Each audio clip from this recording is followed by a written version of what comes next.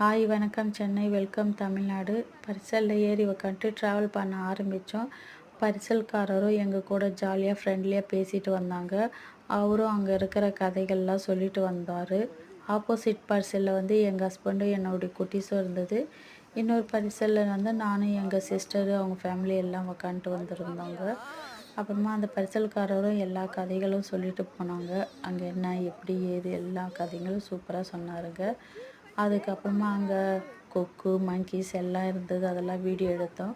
மலையெல்லாம் சூப்பராக இருந்ததுன்னு அதுவும் ஒரு வீடியோவாக எடுத்தோங்க. ஆனால் அந்த டைமில் வெயில் இல்லை, தப்பிச்சோங்க. நாங்கள் மழை சீசன் இருந்ததுனால கொஞ்சம் கிளைமேட் க்ளவுடியாக நல்லா சூப்பராக இருந்ததுங்க.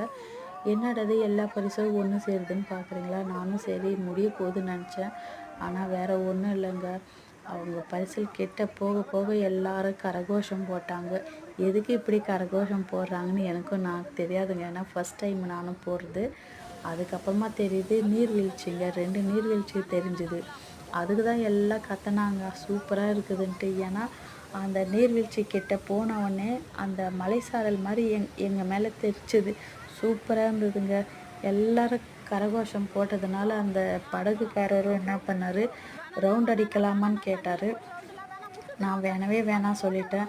என் பசங்களும் ஓகே ஒரு ரவுண்ட் அடிக்கலான்னு சொல்லி அவங்க எக்ஸைட்மெண்ட்டாக இருந்தாங்க. ஆனால் எனக்கு பயமாக இருந்தது, எனக்கும் எங்கள் சிஸ்டருக்கும்.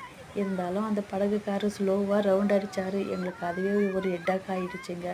இந்த சேனல் பிடிச்சிருந்தா லைக் பண்ணுங்கள், ஷேர் பண்ணுங்கள், சப்ஸ்கிரைப் பண்ணுங்கள். பாய், தேங்க்யூ.